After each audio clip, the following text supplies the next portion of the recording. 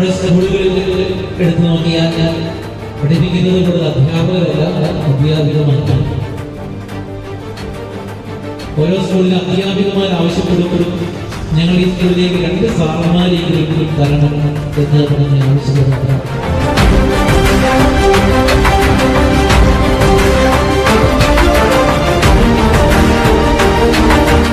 എന്നാലും നമുക്കിതാകും, നമ്മളെ കൊണ്ട് എന്തും ചെയ്യാൻ പറ്റുമെന്നുള്ളത് ഒരു വലിയ കഴിവാണ് നമ്മുടെ കൊച്ചു സഹോദരി പൈലറ്റായിട്ട് നമ്മൾ വന്നിരിക്കുന്നത്. നിങ്ങൾ നോക്കുക, എല്ലാ തലങ്ങളിലും സ്ത്രീകൾക്ക് പിന്നാലാനായിട്ട് സാധിക്കും. ഏതായാലും ഞങ്ങളുടെ ക്ഷണം സ്വീകരിച്ച് ഈ വനിതാ ദിനത്തില് വനിതകൾക്ക് മാതൃകയായി ഇടുക്കിയിലെ ഒരു ധീര നീതി പാലകയായി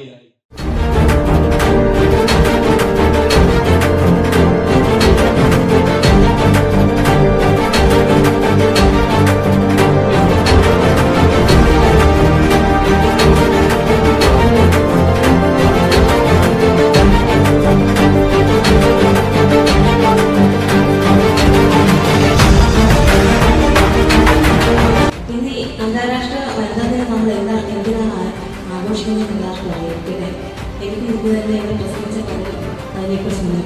നമ്മുടെ വനിതകളെല്ലാം സ്ത്രീത്വത്തെ ആദരിക്കുന്നതിനും വനിതകൾക്ക് എതിരെയുള്ള അക്രമങ്ങൾ, പ്രതിസന്ധികൾ എന്നിവ സമൂഹത്തിൽ മുഖ്യധാരയിൽ എത്തിക്കുന്നതിനും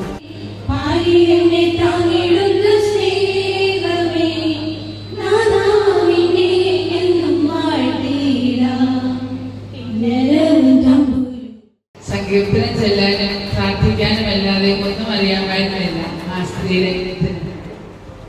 ഒരു കുഞ്ഞു മാലാഖ ഒരിക്കൽ അവളുടെ അടുത്ത് പറഞ്ഞു, ദൈവത്തിനൊന്നും അസാധ്യമല്ല കേട്ടോ.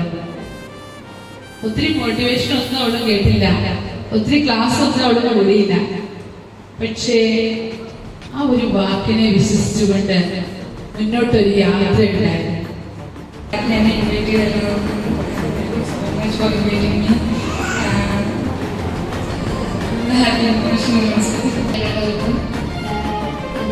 നമസ്കാരം.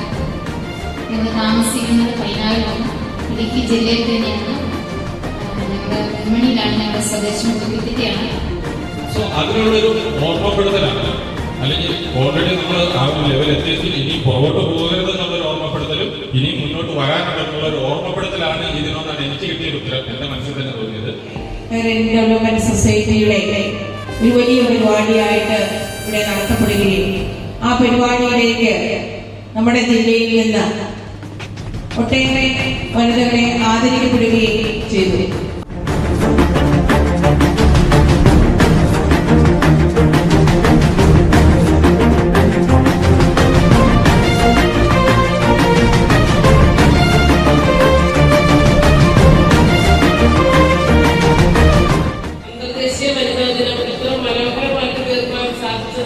നമുക്ക് സർവേശ്വരനോട് നന്ദി അർപ്പിക്കാം.